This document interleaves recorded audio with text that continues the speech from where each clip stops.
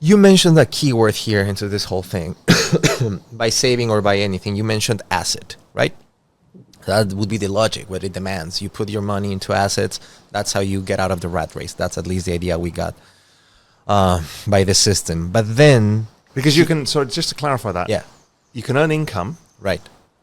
The game is to try and get some excess income. Mm-hmm. But if you don't invest, then you're always having to work for that excess income. Yeah. And you're not compounding the ability to get somewhere different in life that you want to.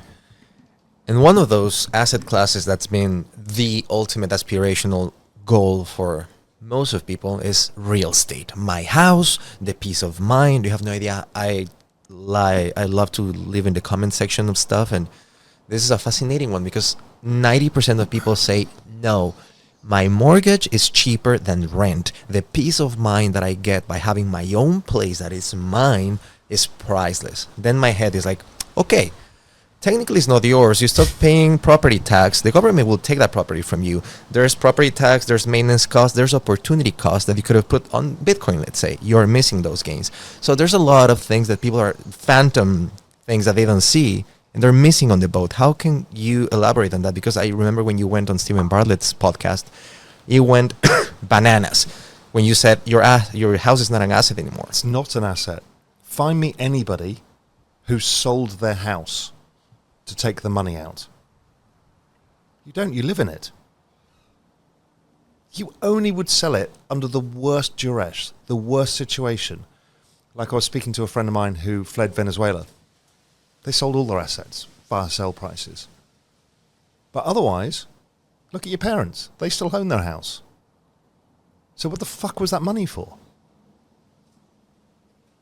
What? So they have a roof over their heads? Well, you can rent and do that. Because as you rightly said, if you don't pay, you go through tough times, you lose your job. Or your business falls apart. And you can't pay your rent. You don't own the house. It's gone. Goodbye. So what's the difference to renting? If you're not actually getting an asset. Now, it's different if you're buying other houses as assets to build a portfolio. A multi-family complex and rent. Whatever. And I still don't even like that business. But let's assume you'd want to do that. Fine. But your house is not an asset. It will get you nowhere in life. You mean the average single-family home? Yeah, your apartment or whatever it is. Yeah. It is not an asset. Now, it becomes an asset in lifestyle terms when you don't have a mortgage on it.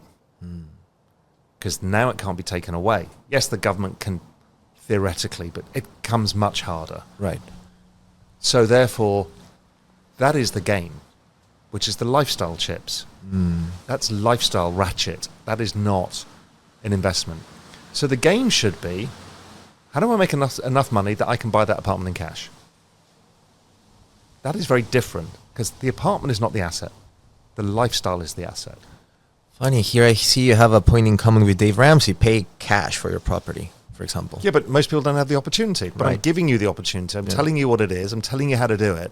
And most people still don't take it because they've been so poisoned by this idea that the house is everything. Now, if you go to Germany, most people don't own houses. They rent. Same in France. Very pragmatical people. Yeah, but also because that they don't have a giant financial system. And it's a story told, a mimetic, which is you must get a mortgage as soon as possible in the house. Why? Because you're financialized. So here's a story about this. Back in the early 80s, the UK had been a more socialist, more on the left than the right, as countries go from one to the other. And Margaret Thatcher came into power. Now, after World War II, we had a huge issue. We had asked all our men to fight and women to go through the hardship of war. 20% of the entire population of Europe was killed. Many people came back from war injured. They had nowhere to live. They had to rebuild their lives.